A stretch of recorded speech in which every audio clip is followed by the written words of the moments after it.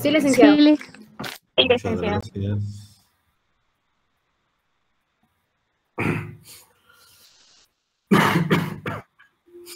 No, vamos a ver hasta dónde me permite la tos avanzar. El objetivo es terminar el punto número 4, a ver cómo nos va. Bueno, compañeros. Bueno, continuando con el programa de estudios, el día de hoy, pues vamos a platicar en relación a lo que es la Enciclopedia de las Ciencias Penales, el análisis histórico y escuelas penales, el derecho penal guatemalteco, que nada más vamos a hacer referencia a estos códigos, y las diversas denominaciones del derecho penal.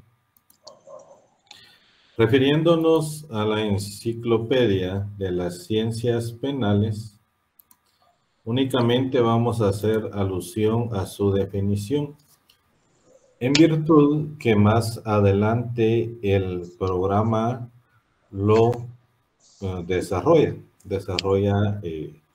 las ciencias o las disciplinas que conforman la Enciclopedia de las Ciencias Penales. Yo creo que ya les dije la definición. Pues la definición es aquel conjunto de disciplinas que estudian o se dedican, se consagran a estudiar el delito, el delincuente, las penas y las medidas de seguridad, desde diferentes puntos de vista. A eso atiende la Enciclopedia de las Ciencias Penales.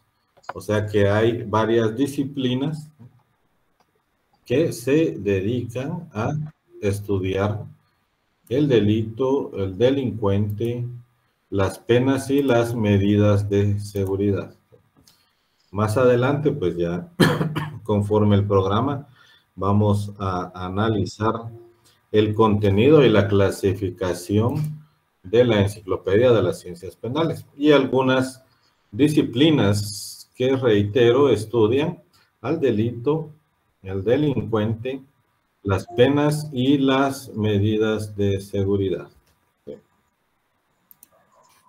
Bueno, atendiendo un poquito de la historia del derecho penal, pues el derecho penal es tan antiguo como la misma sociedad humana, como la misma humanidad, como la misma persona, como tal. En virtud que el ser humano, como persona individual, pues es la única que tiene una retribución a los actos que lesionan intereses individuales o intereses colectivos.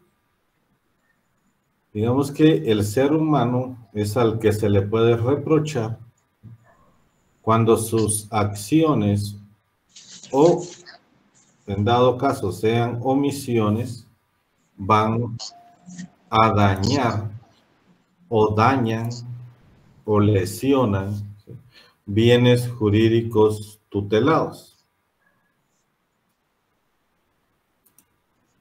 En esa razón, pues el derecho penal ha venido de la mano conforme la sociedad se ha ido transformando. Asimismo, se ha ido transformando el derecho penal juntamente con la sociedad. Vemos las etapas en que los estudiosos han establecido el análisis histórico para objeto de estudio, pues es en 6 etapas.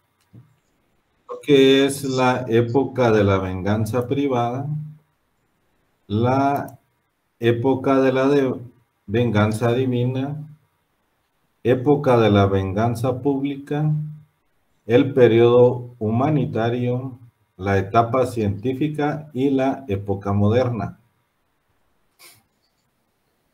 En la etapa de la venganza privada, los humanos más pareciera que respondieran por instinto a cualquier ataque que dañara sus intereses o que lesionara sus intereses, que lesionara ese derecho que para cada ser humano debía ser protegido tal vez por la comunidad misma o particularmente. Pues ese poder de castigar radicaba en cada persona particular. Aquella persona que había sido víctima en cuanto a que fue lesionado un interés o un bien jurídico, le voy a llamar bien jurídico únicamente en atención a la cátedra, porque no existía como tal una norma. Imagínense, para castigar, mucho menos una norma que estableciera cuáles eran los bienes jurídicos tutelados. Para efectos de cátedra le voy a llamar intereses o bien jurídico. Sin embargo, la persona que había sido dañada o lesionado ese bien jurídico, pues tenía el derecho de vengarse. Tenía ese derecho de imponer su voluntad en contra del ofensor. Por eso les decía yo, más pareciera que el ser humano respondiera por instinto. Y esa venganza era tan extrema que llegó a ocasionar el exterminio de familias, el exterminio de comunidades. Era una época sangrienta, era una época bárbara, en la que esa pena que el mismo particular resolvía en aplicar a su ofensor era permitida. Ese grado de retribución en cuanto a la ofensa no tenía medida. Simplemente era un derecho personal en el que me permitía vengarme. Veamos en la actualidad esa época de la venganza privada, los linchamientos. Es un claro ejemplo de la venganza privada. Que las personas agarran a un ladrón y lo linchan. Hace poco estaba viendo ahí en la terminal que agarraron a un ladrón y lo lincharon. Las personas por su propia mano ejercen justicia. Lo mismo pasaba en la época de la venganza privada. Sin embargo, en la época de la venganza privada carecían de normas.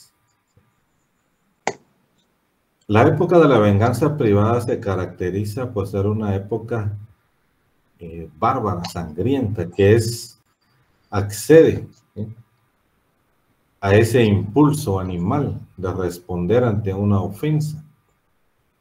Y esa defensa es sin medida, es una defensa sangrienta.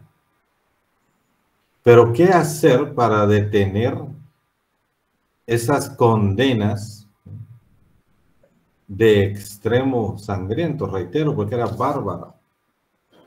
¿Qué hacer? Y en ahí se presenta la ley del talión, la que se denomina la ley del talión.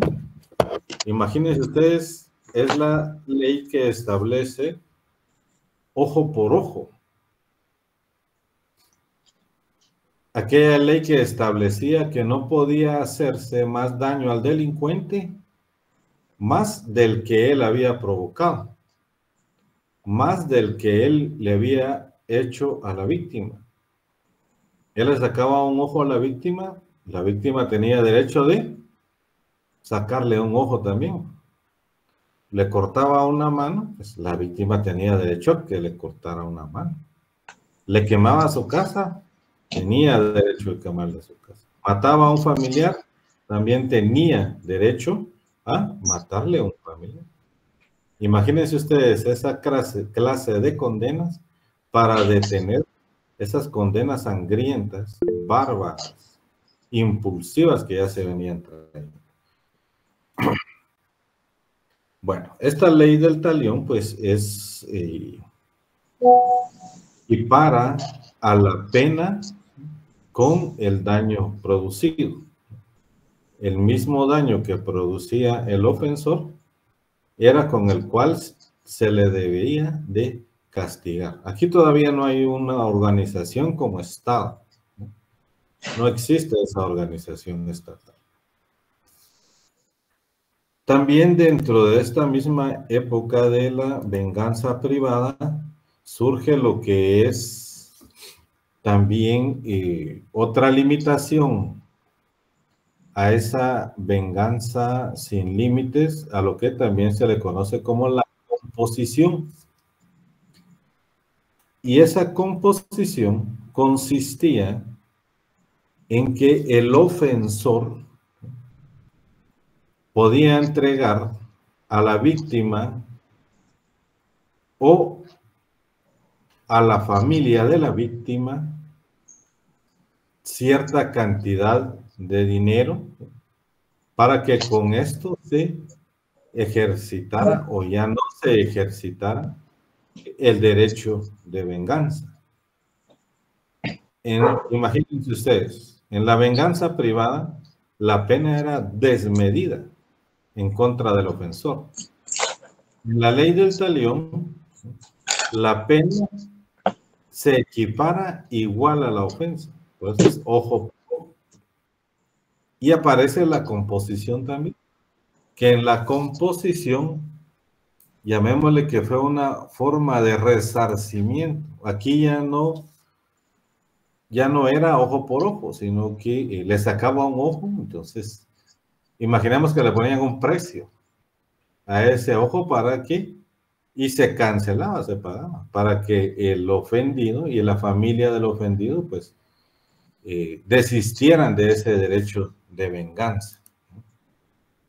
Esas fueron las primeras fases de lo que es el derecho penal. Imagínense ustedes de dónde viene el derecho penal. Primero responde a un instinto. Llamémosle, podría ser animal, pero fue de un humano en responder a una ofensa con un daño superior al que le causaba. Como vemos, el derecho penal desde sus inicios viene respondiendo a penas, ¿sí? Y al derecho del ofendido a castigar al que lo ofendió, al ofensor. Así se viene ya impulsando o dándose a conocer lo que es el derecho penal. Posteriormente, pues, la iglesia, los líderes religiosos, al ver esos castigos sangrientos, al ver ese ojo por ojo, o el que quería resarcir económicamente de alguna forma ese daño que había causado y no tenía el dinero o no tenía los medios, pues se veía obligado, se veía ahí sí que incapacitado a resolver de otra manera más que se vengaran en contra de él por lo que había cometido. Aparece pues la iglesia, los líderes religiosos, a lo que le vamos a llamar en la época teocrática, en la cual la voluntad de castigar no va a ser por parte del ofensor, sino que va a ser por parte de la iglesia. Ya van a ser los líderes religiosos los que van a juzgar en nombre de Dios. Regularmente esos jueces eran sacerdotes, los que representaban primero a Dios y juzgaban en nombre de una justicia divina y aplicaban las penas a los delincuentes, no solo para que se castigara el daño que habían ocasionado, sino que también para que expíen sus pecados, ¿sí? Y obtener ahí sí que el premio, llamémosle, o la vida eterna, ¿verdad? No solo que sea perdonado en la tierra, sino que también en el cielo. No sé, ¿alguien levantó la mano? Enrique. Licenciado, muy buenas tardes. Una pregunta, Buenas ahí tardes. en esa época me imagino que han de haber aplicado donde apedreaban a las personas, ¿verdad? Porque Ahí supuestamente era apedreaban a una las ley de personas. Dios, ¿verdad? Así es, era. Fíjense que esta época es la que podemos llamar todavía la que vivió el pueblo hebreo, ¿sí? Esteban. Y todavía se aplicaban, ahí sí que era por cuestiones bíblicas, por cuestiones sagradas, incluso todavía a las comunidades que se llaman extremistas, que aún se rigen por el Corán o por la Torah, ¿sí? Todavía se rigen por esas normas. ¿Qué manda Andrés? Buenas noches, Lick. Podríamos decir que la comunidad de Tajahor estaría entre esta época de la venganza divina. Bueno, se rigen por sus propias reglas. Pero ¿quién les dio sus reglas? El Corán, tengo entendido. Pues por lo que yo he leído, esta comunidad, esta secta, se rige por sus propias reglas e incluso fue expulsado de la comunidad yo creo que de Israel, de una comunidad donde ellos De iniciaron, fueron Israel, expulsados. ¿Qué manda? de los ortodoxos, creo que fue. Fíjese que no sé, pero Ahora sí, dice, desde sus inicios en la ahora bien, comunidad que ellos se forman, fueron expulsados. ahora Entonces bien, ellos, venganza divina también podríamos decir que sería también aplicable en la Inquisición. ajá, solo que, veamos,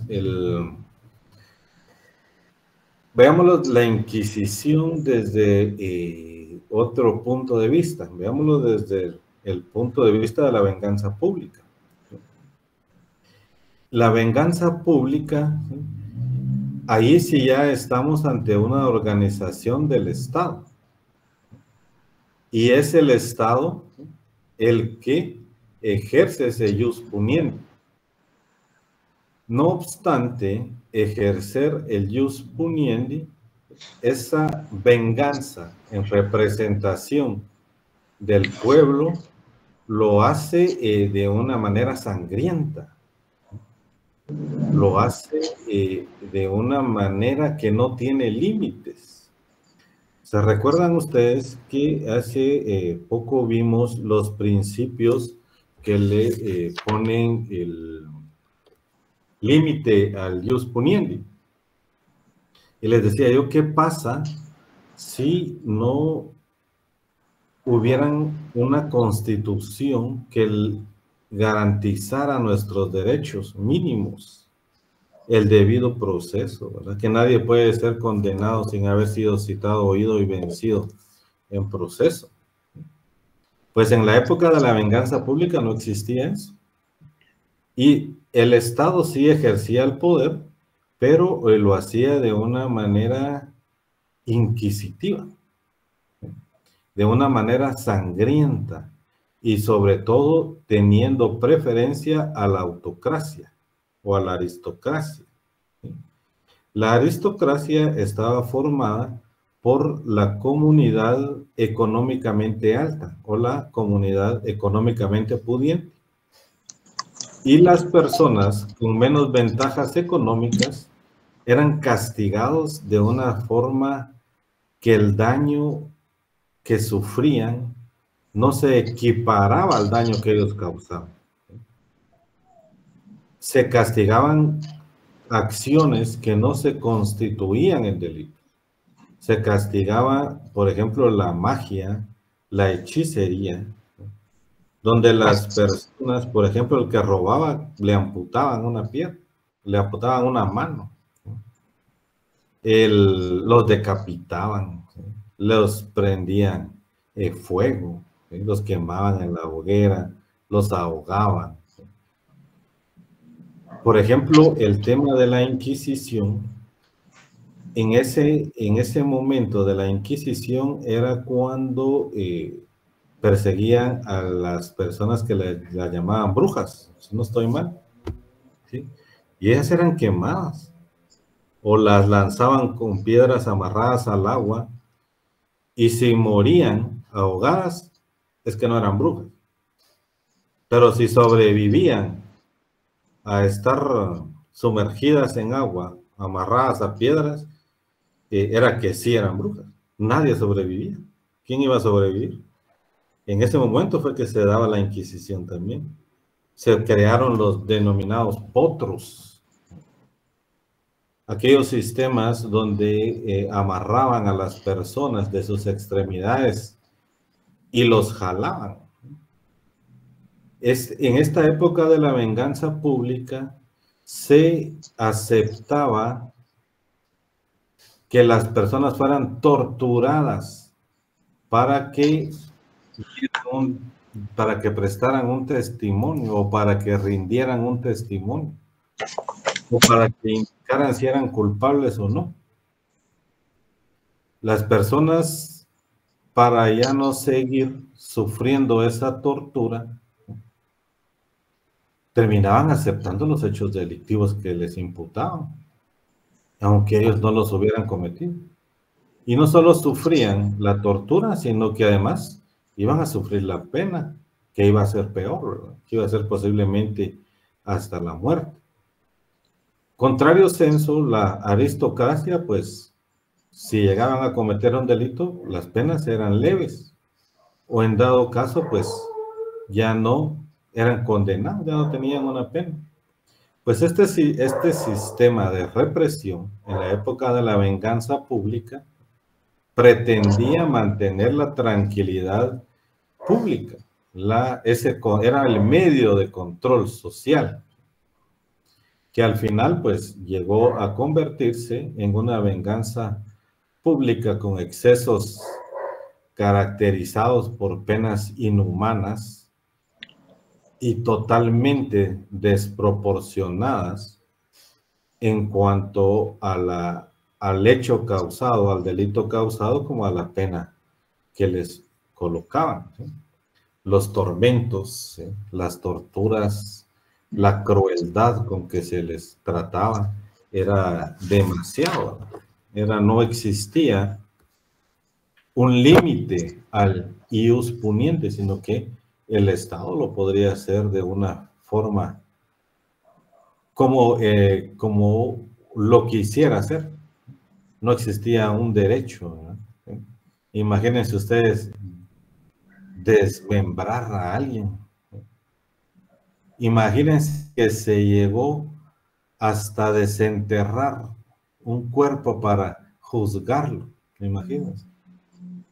Imagínense, ya la persona está muerta, la van a sacar, pero todavía la van a procesar. Ese era totalmente ilógico, ¿verdad? Y en cambio los poderosos, pues las penas eran más suaves, ¿verdad? No, ni se equiparaban al daño en el que habían causado. En ese sentido, pues los jueces tenían la capacidad de imponer penas que no estaban previstas en la ley. Ahora, pues, se recuerdan el principio de legalidad. Los jueces no pueden actuar inventándose penas o inventándose delitos, ¿verdad? Tienen que someterse a lo que la ley indica. En ese tiempo no se podía hacer. También los jueces tenían la facultad de incriminar a alguien por el simple hecho que alguien dijera que era culpable, era culpable. Lo podían condenar por esos delitos, sin haber pruebas, sin llevarse a cabo un proceso. Imagínense ustedes, tenían esa capacidad. Pues en ese sentido, de esa época de la venganza, surge un movimiento a favor de la humanización. No solo de las penas que se aplicaban, sino también de los procedimientos penales que se llevaban a cabo. Estos sistemas de humanización pues tratan de evitar o eliminar lo que son las torturas, lo que son los calabozos, tratan de esos tormentos sangrientos que castigan para obtener confesiones. Viene este nuevo movimiento y trata de eliminarlo. Ya empieza a establecer nuevos procedimientos, nuevos principios que van a garantizar, ¿no?, que una persona pues sea procesada conforme a pruebas y conforme a procedimientos establecidos. Y este periodo inicia más o menos en el año de 1700 e inicia con un escrito que presenta un autor que se llamaba César Bonesana. Él era el marqués de Beccaria. Este autor o este estudioso del derecho penal pues no tenía ni 25 años cuando escribió este libro. Y este libro se denomina De los delitos y de las penas, en la cual él se pronuncia abiertamente en contra de esa facultad que tiene el Estado de castigar a través del tormento.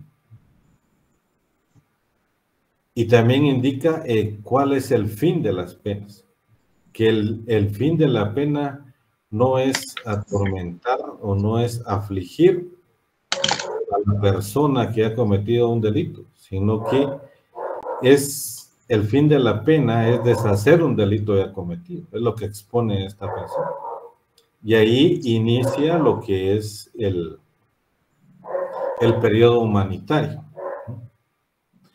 Ya cuando pasamos de este periodo, pues pasamos a una etapa científica. Cuando ya se ha ido superando, primero la venganza privada, ¿verdad? Esa venganza sangrienta, esas penas impuestas por los mismos particulares, o esas penas impuestas por los religiosos o por los sacerdotes, atendiendo a un poder divino, o esas penas en la época de la venganza pública, donde no existe un límite al jus puniendi, pues llegamos con el periodo humanitario, superamos todas esas pruebas, toda esa clase de penas. Y si se dan cuenta ustedes, en estas épocas no se han analizado los hechos o las acciones, o en dado caso las omisiones, que se podrían clasificar como delitos, que han lesionado un interés particular o social. No se ha venido analizando desde ese punto de vista, sino que se ha venido analizando desde el punto de vista de la pena, ¿sí? Lo hago recalcar en virtud que más adelante vamos a ver una denominación de derecho penal. Después de superar todas estas etapas, pues pasamos ya a lo que es la etapa científica. ¿Qué manda, Daniel? Licenciado, podemos decir que la iglesia, que la religión en general, como decía un pensador, se han cometido los crímenes más violentos de la historia en nombre de Dios, y que regularmente se sometía porque le daban ese tinte precisamente de divinidad. Y ellos se autodenominaban como la justicia en nombre de Dios. Pues esa era la época de la venganza divina, ¿verdad? En la que ese jus puniendi estaba a cargo de la iglesia, ¿verdad? Y invocando el nombre de Dios, por supuesto. Bueno, Gracias. vamos a continuar. Vamos a, bueno, la época científica, pues vamos a ver que esta inicia con ese libro que le decía yo de César Bonesana, ¿sí?, de los delitos y las penas, donde ya se empieza a analizar el derecho penal. Ya aquí pues ya nos encontramos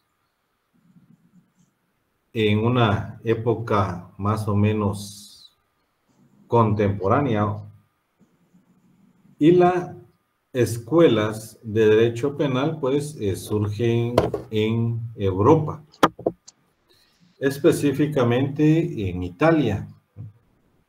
Vamos a encontrar la primera escuela, que es la escuela clásica.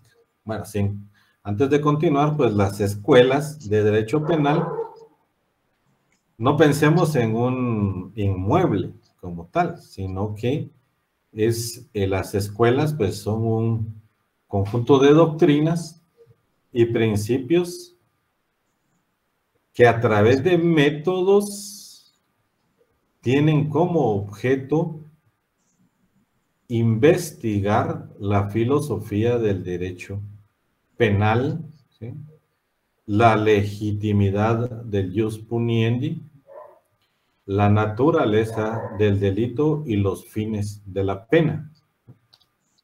Esas son eso es la escuela de derecho penal. Y estas escuelas pues se han clasificado en escuela clásica, escuela positiva y escuelas intermedias del derecho penal. La escuela clásica inicia a principios del siglo XIX, la cual estaba conformada por exclusivamente abogados de mucho renombre, como tal, ¿verdad?, estudiosos del derecho penal. Ellos indicaban que el delito era eminentemente jurídico, el estudio que se debía de hacer. Vemos que el padre, ¿sí?, de esta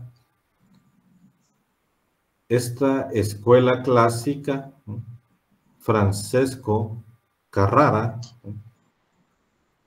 de la Universidad de Pisa,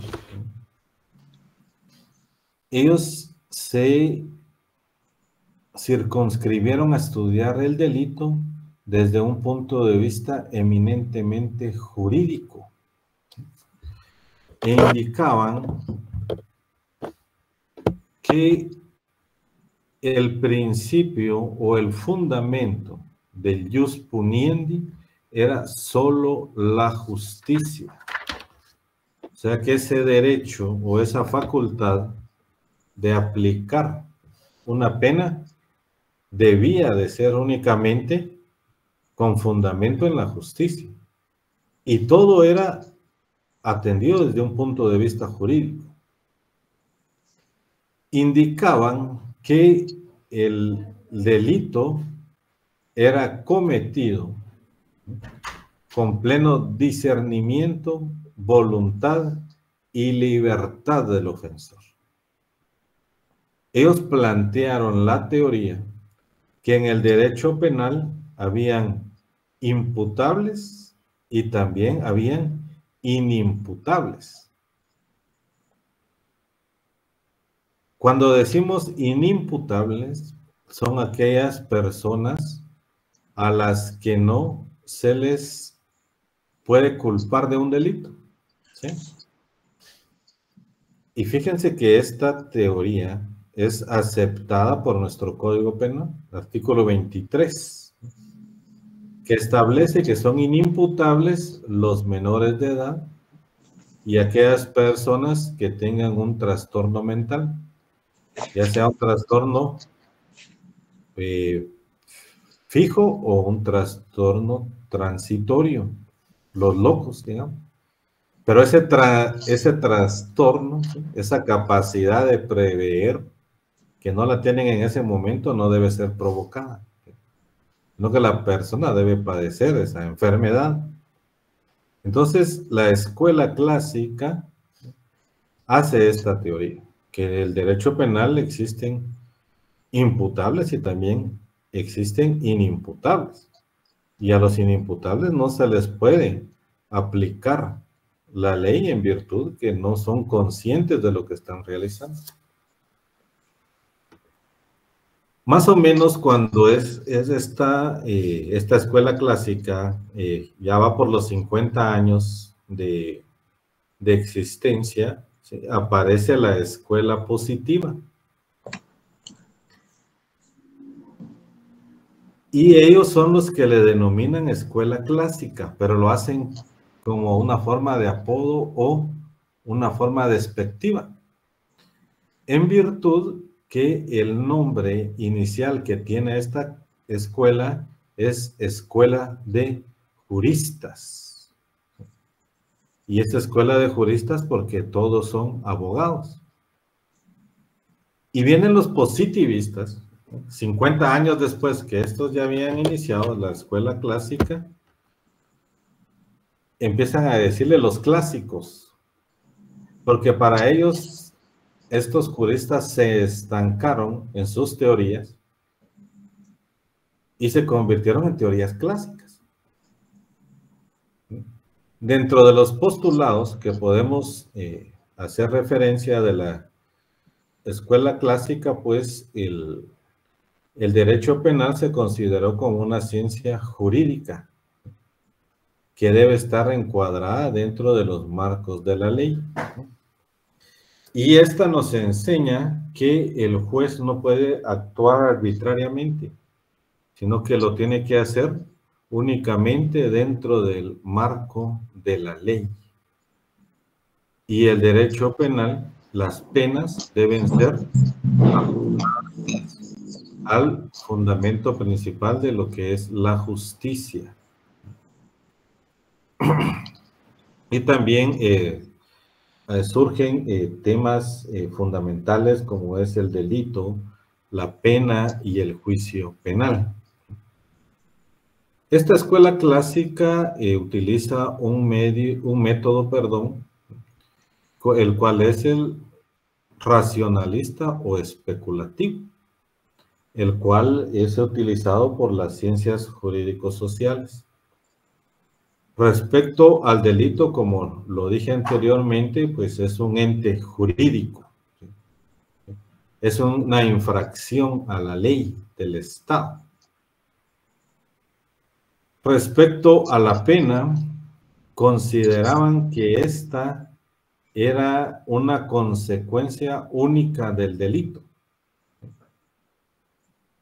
En relación al delincuente, no profundizaron en el estudio del delincuente, más como un autor del delito, afirmando que ese actuar delictuoso, para que la persona pudiera serle reprochado una responsabilidad, pues debería de ser en forma consciente, en forma voluntaria y un acto de liberalidad. Esta persona pues debía de estar en sus 5 sentidos indicados. Esta escuela clásica. Como les dije, posteriormente aparece la escuela positiva. La escuela positiva viene a crear una revolución, pero una revolución de confusión del derecho penal. Imagínense ustedes que plantean sus teorías totalmente en contraposición a la escuela clásica. Imaginen ustedes a los jueces que vienen ejerciendo, resolviendo y aplicando penas conforme a la escuela clásica, lo que es lo que los juristas de esa escuela plantearon el derecho penal, y así venían resolviendo. Pero aparecen los positivistas del derecho penal y sus teorías son totalmente contrarias a las escuelas clásicas. Y por eso crea una confusión en la que llega al punto que los jueces, los que resuelven, los que aplican las penas, ya no saben qué hacer. Imagínense ustedes, y esa confusión tardó casi más de un siglo. En esta escuela positiva, el delito deja de ser un ente jurídico y se convierte más en un acto social, lo cual es un acto social contrapuesto a la seguridad social de ese entonces. El delito ya no es estudiado o analizado desde un punto de vista jurídico, sino desde un punto de vista también social. Algo que cabe recalcar en la escuela positiva es que no todos eran abogados. Habían sociólogos, antropólogos, médico antropólogo. Y en virtud de eso, pues, crearon nuevas teorías, ¿no? Y también en virtud de eso, pues, se crea esa confusión en cuanto al derecho penal. La pena deja de ser la única consecuencia, ¿sí?, del delito, ¿sí?, como un restablecimiento del derecho violado, o como una retribución al acto que se realizó. Y pasa a ser ahora, según los positivistas, como un acto de prevención, en virtud que las penas ya no son determinadas y proporcionales al daño causado, sino que son atendiendo, ¿sí?, al delincuente, a la gravedad, ¿sí?, del delincuente, a la gravedad delincuencia del delincuente. Fíjense ustedes que la escuela clásica aplicaba las penas atendiendo la gravedad según el delito. Y la escuela positiva aplica las penas atendiendo a la gravedad o al grado de criminalidad que tiene el delincuente. Perdone, compañeros, sería bueno que... micrófono, no se escucha bien, disculpe. Apaguen los micrófonos, compañeros, por favor, respetemos a Lick.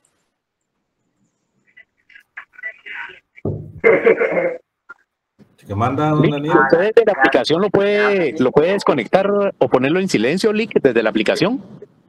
¿Quién será? Es Alien. Alison. Sí. Alison o Alien, no sé cómo aparece.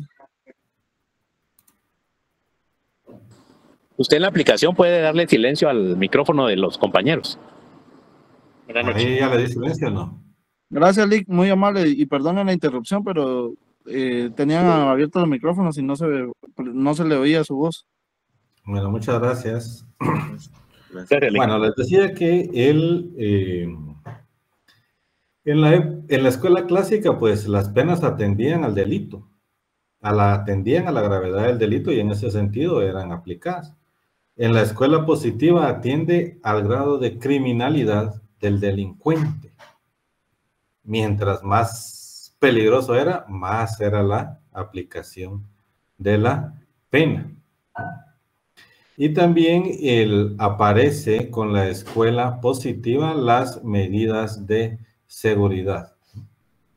Que estas medidas pues llevan por finalidad la rehabilitación del delincuente, ¿sí?, curar al delincuente para devolverlo a la sociedad ya como una persona útil, ¿sí?, y ya no como una persona peligrosa, ¿sí? Dentro de los postulados que nos deja la escuela positiva, pues respecto al derecho penal, pierde su autonomía como ciencia jurídica y es considerada como parte de las ciencias fenomenalistas, ¿sí?, una rama de la sociología, imagínense ustedes, ¿sí?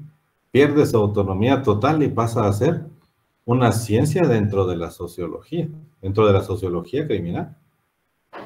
También respecto al método, usa el método lo que utiliza la sociología, la observación y la experimentación, al cual ellos en el análisis del derecho penal pues le denominaron el método positivo.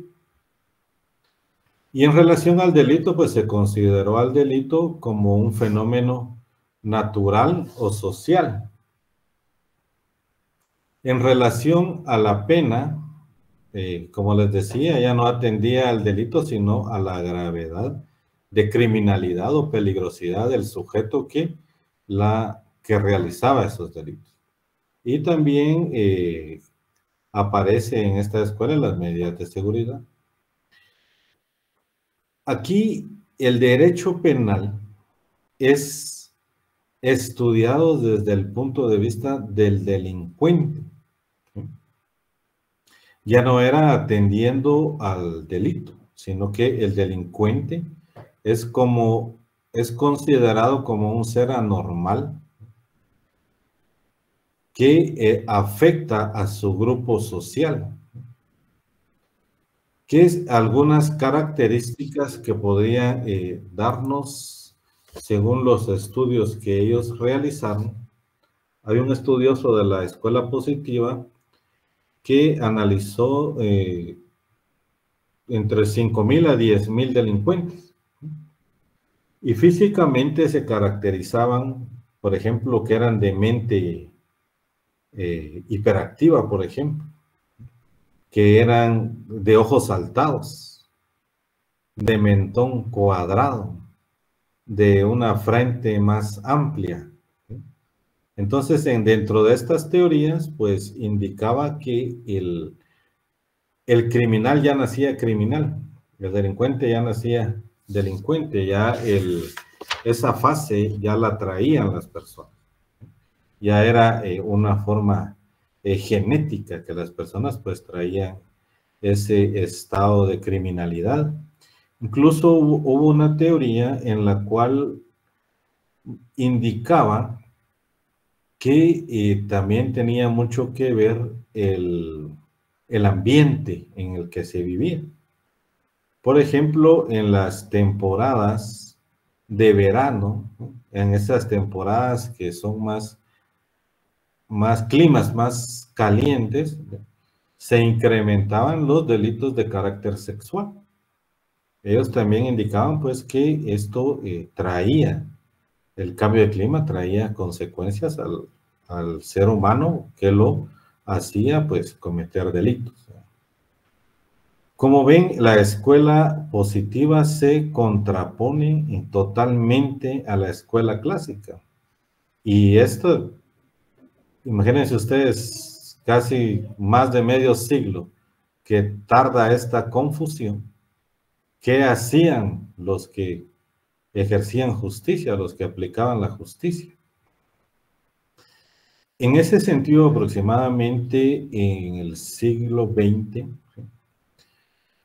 aparece una nueva corriente, que es las escuelas intermedias del derecho penal, y es la tercera escuela.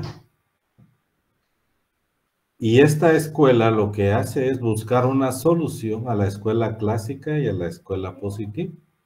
Y lo que hace es tomar sus postulados o crear sus postulados de una forma mixta o ecléctica. Toma postulados de la escuela clásica y de la escuela positiva y forma una nueva teoría del derecho penal con esas dos escuelas, tomando postulados de las dos a manera que pueda crearse un derecho penal. Y así es como lo logró. Y esto también pues es en Europa, ¿verdad? En Italia, donde pues surgen estas teorías. La escuela intermedia, reitero, es la escuela que toma disposiciones de las dos escuelas para conformar una. Disposiciones que van a ir encaminadas sobre todo a esa manifestación del ius puniendi, a efecto se pudiera administrar justicia ya de una forma ecléctica, en la cual pues sí se pudiera dar solución a los problemas atendiendo a las dos escuelas. Posteriormente pues ya encontramos una época moderna que ya definimos al derecho penal como ese conjunto de normas jurídico-penales que estudian o establecen el delito, el delincuente, la pena y las medidas de seguridad. Y vemos que indica que es un conjunto de normas jurídicas, ¿sí? que establecen el delito, la pena y las medidas de seguridad. En nuestro sistema penal guatemalteco, pues se han establecido, se han decretado 5 códigos penales. El primero, pues fue en el gobierno de Mariano Gálvez en 1834. El segundo, en el gobierno del general Justo Rufino Barrios en 1877. En 1889 con Manuel Lisandro Varías. 1936 también con el general Jorge Ubico. Y el último es el que tenemos actualmente vigente en 1973 fue promulgado. Entró en vigencia en 1974. Este último código penal pues ha sufrido diferentes modificaciones que han ido superando pues el derecho penal igualmente conforme a las necesidades que van surgiendo conforme a los cambios que va teniendo nuestra sociedad. Y hay por ahí una nueva propuesta de código penal, yo creo que está engavetado desde el 2002, si no estoy mal, el cual ya no ha salido para su discusión en el Congreso de la República y podría ser una alternativa, ¿verdad? A nuestro Código Penal, pues se le recrimina que no define qué es delito, no define qué es pena y otras circunstancias, entonces lo deja como en el limbo, digamos. Pero atendiendo también a la doctrina que es fuente de la ley, podemos establecer a qué se refiere cada una. El derecho penal, ahora voy a recordarles cuando yo les decía, en cuanto a la historia, lo que viene analizando son las penas. El derecho penal, nosotros le denominamos derecho penal o derecho criminal, sin embargo, pues se hacen algunas acotaciones en el sentido que cuando lo denominamos derecho penal más parece que fuera el estudio de las penas, atendiendo al concepto. Más parece que se refería a una disciplina que estudia el castigo y que su fin fuera castigar. Pareciera que ese fuera el fin del derecho penal, el estudio o análisis de las penas y la imposición de las mismas, atendiendo únicamente a su concepto de derecho penal. También se le ha denominado derecho criminal, que tiene más lógica a su definición. El crimen, que significa delito, ¿verdad? Y criminal, que significa delincuente. Este concepto tendría más razón, o tendría más lógica, porque el derecho penal estudia al delincuente, estudia al delito. Sin embargo, también hay otras legislaciones que ya le denominan derecho criminal. Ya no lo estudian como derecho penal, sino como derecho penal.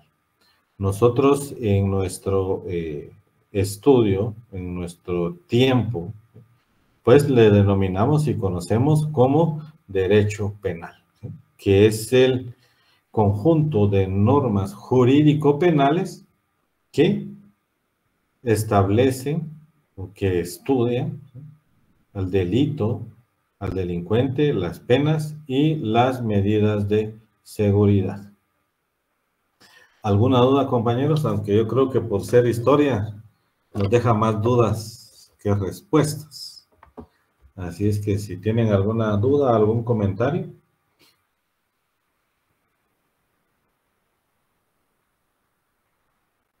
Bueno, si no es así, pues Vanessa, que manda. Gracias, Lick. No, yo solo, pues ahí haciendo un repaso, ¿verdad? De que, pues no me quedó duda, simplemente lo único que tenemos que hacer es separar lo de las escuelas. La escuela clásica era que se dedicaba prácticamente a imponer penas de los juristas. La escuela positivista fue la que implementó las penas y los castigos conforme al nivel de criminalidad de cada individuo. Y la escuela intermedia es la que es la unión de esas dos escuelas, ¿verdad? O sea, ahí modernizaron y es la unión de esas dos, ¿cómo le digo yo? Forma de pensamiento, forma de actuar de ellos, ¿verdad? Exacto. Como un resumen, pues, que estoy haciendo aquí. Muy bien, perfecto, es correcto, compañero. ¿Qué manda Daniel Fernández?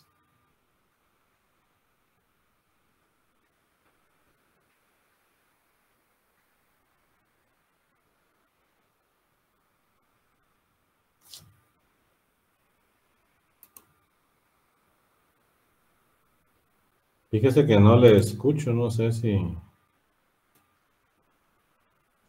Que esta positivista, licenciado, nace en base de algunas teorías griegas acerca de la personalidad, y le hablamos del flemático, colérico, etcétera, y de ahí van definiendo las características de los criminales, que contribuyó precisamente a dar un parámetro completamente distinto, ¿verdad?, a la escuela clásica, porque era en base a las características de la persona. Entre estas se contaba lo violento que podía ser y los crímenes que podía cometer. Pero eso derivaba precisamente de esas características que los griegos mencionaban. Solo, licenciado. Muchas gracias. Melissa. Buenas noches, licenciado. Disculpe, ¿usted podría, por favor, repetir el concepto de la época de la venganza privada? Gracias. La época de la venganza privada. La época de la venganza privada es, yo lo veo como un responder instintivo del ser humano, ¿no?, en el cual, pues, el que sufría un daño tenía el derecho, ¿no?, de vengarse, y no había un límite de venganza. Esa venganza, pues, era sangrienta, era una época bárbara, ¿sí? Era una época sin ley, era una época en el que el ofendido, imaginen ustedes que mataban a mi hijo, me daba derecho a mí de vengarme y de matar a toda la familia. O imagínense, me quitaba un ojo, me daba derecho a mí de quitarle los dos y hasta una pierna, ¿verdad? Entonces las penas no tenían un límite. El ofendido podía vengarse de una manera desmedida, de una manera sangrienta, de una manera bárbara, ¿sí? No había un límite a la pena, ¿sí? Y era ejercida por los particulares. No era ni ejercida ni por sacerdotes, ni por jueces, sino por cada individuo particular que sufría un acto delictivo, llamémoslo, aunque en ese entonces pues no existía todavía la definición de delito como tal, ¿sí?